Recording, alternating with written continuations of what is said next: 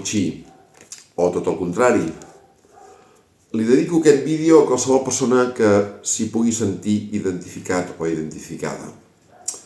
Algunes persones m'acusen o m'han acusat d'anar de víctima, de fer victimisme. En defensa meva diré que no és victimista qui va ser víctima de facto. És a dir, de fet, provat i constatable, veritable i autèntic. Qui em coneix una mica sap perfectament de què parlo. És a dir, experiències passades de les que n'he parlat públicament sense tabús ni estigmes. El meu testimoni és real. Us donaré una prova psicològica que em va fer una vegada una psicòloga que li posaré de sobrenom Mercè. La psicòloga em va atendre a la seva consulta i li vaig comunicar, li vaig explicar que jo havia sigut víctima d'abús sexual infantil i ella em va fer una prova.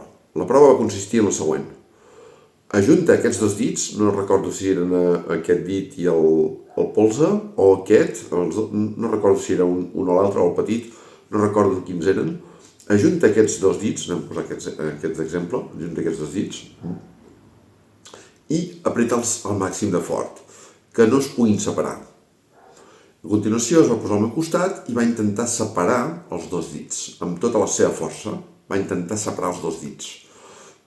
No va poder. No va poder.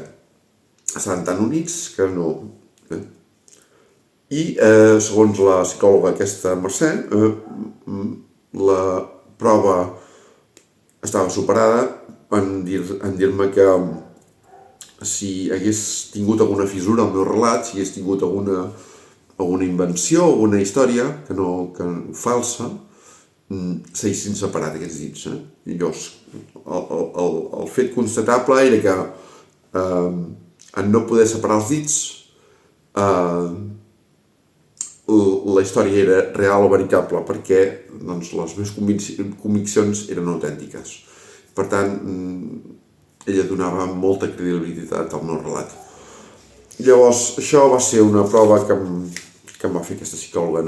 Jo vull deixar testimoni de que explicant la meva veritat seria l'única forma de tirar endavant, de sanar i superar els complexos d'inferioritat, estigmes i tabús a la meva família i per extensió a tota la societat. No és per penjar-me medalles, però em crec que sincerant-me públicament he contribuït amb el meu esforç a enderrocar una mica més el mur de l'estigma. I tan sols per això ja estic content i satisfet. La meva història de vida, tot explicant que van abusar sexualment de mi, que vaig ser víctima de bullying i de mobbing, no és l'única cosa que he fet com a activista.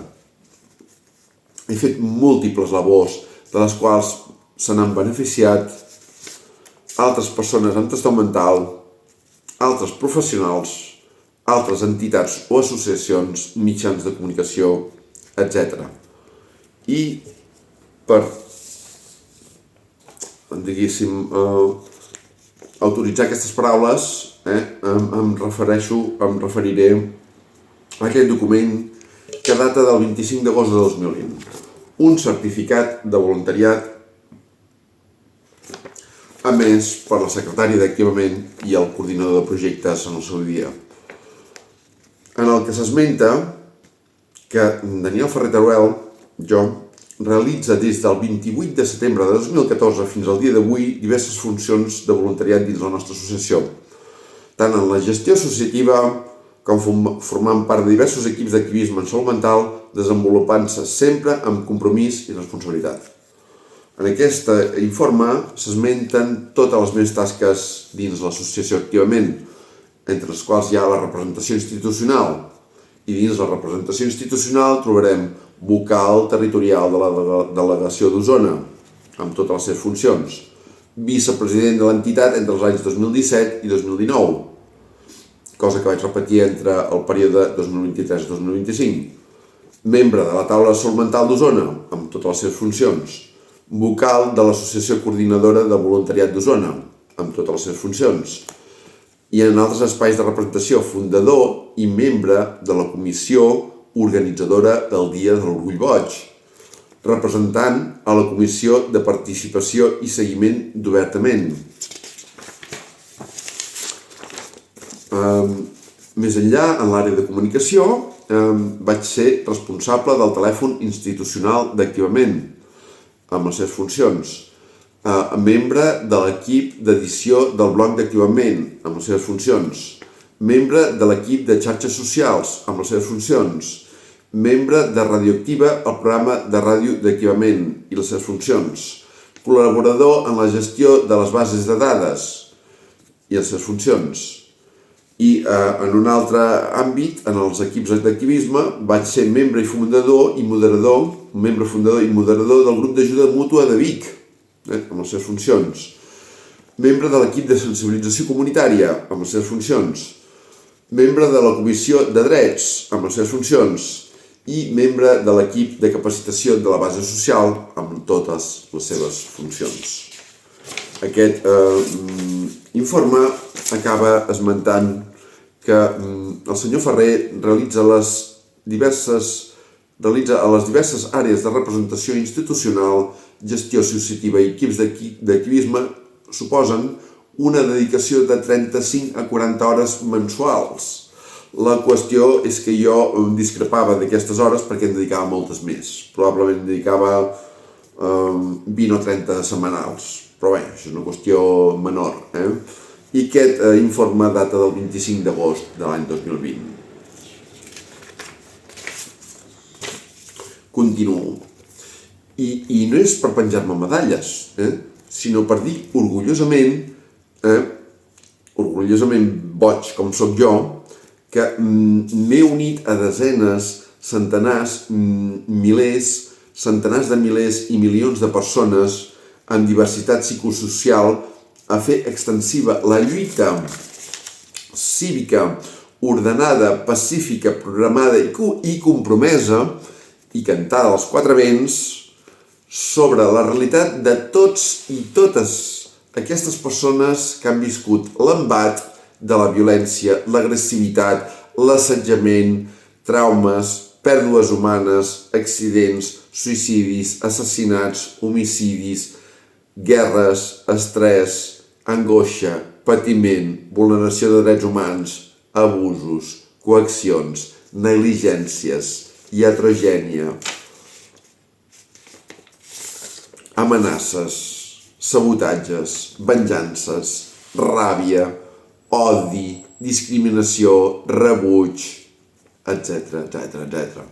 Estigmes i més estigmes, que calen fins als ossos de moltíssima gent del nostre entorn comunitari i de país, però també del continent i d'habitants del món sencer. Jo no sóc l'únic qui va tenir desgràcies en el passat, sinó que sóc un més que dona testimoni de com el patiment m'ha dut a tenir un diagnòstic de trastorn de salut mental, molt comú i freqüent en la nostra societat. Haver sigut víctima no et fa victimista. Victimista és aquell que explota la seva vessant de víctima de manera egoista i fins i tot amb ànim de lucre. Entre 1998 i 2025, en els meus 27 anys d'activista, mai he cobrat un sol cèntim que no fossin dietes de transport o altres tipus de dietes. Ho he fet tot voluntàriament i sense cap altre interès que donar a conèixer la salut mental i fer pedagogia en base a uns coneixements apresos en cursets. Només la justícia i la veritat triomfaran davant l'odi, la mentida i la falsedat. Ho deixo aquí. Gràcies per la vostra escolta. Us estimo molt a tots, totes i totis. A reveure.